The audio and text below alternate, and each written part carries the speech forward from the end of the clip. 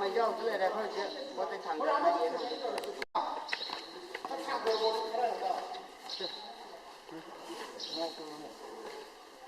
Ông đi đâu rồi? Tụi nó nó cầm một, nó tháo được một lên. Ở đi đi. Lại lấy đi. Ở đi. Chạy nó mới thang con. Đúng không?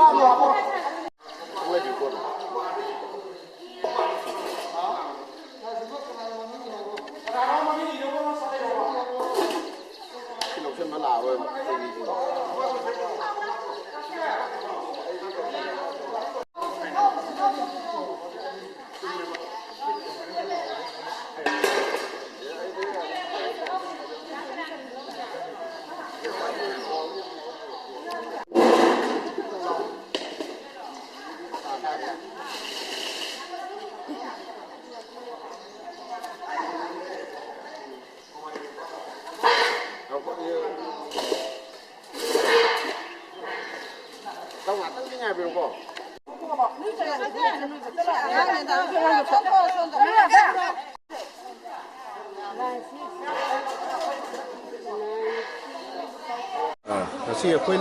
yenthokpa Lairenjam Meijrao Panchayat ki manungda leiba GP sigi manungda leiba prajasingda ngasigi COVID-19 na chething phanglaba awaba taraba prajasingda ako'ina ngamjaba ako'igi GP sigi leiba ZP membersing amadi Pradhan loinana akoi ngamba kitang ako'ina pijariba tegi nate government ki side tegi thada biriba ako'igi chana thanaba polam samna haibda akoi ching akoi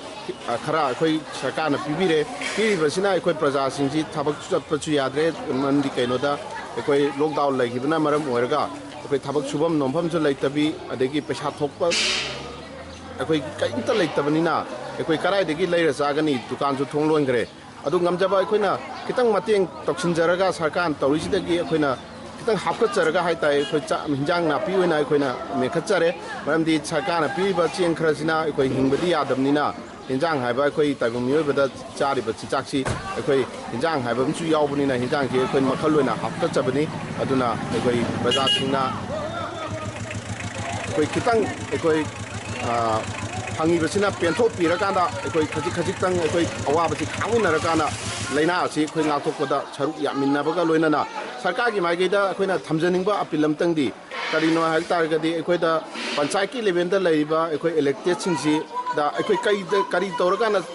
akoi karmaina praja singsi seba to hingade habigi wakalondo tang pungni chingsinjari maramdi kainoda akoi sarkar piriba polam khuding akoi panchayat leijariba panchayat level da leiba akoi jila parishad pradhan members akoi arimunta akoi chaktung baje akoi kitang ngaijade machintang akoi sarkar gi miyeng chingsinjaraga akoi kari doba yalge do tungda lakwa akoi khudung thiba khudimata akoi punna saruk yaminanaba sarkar gi pungning chingtang chingsinjari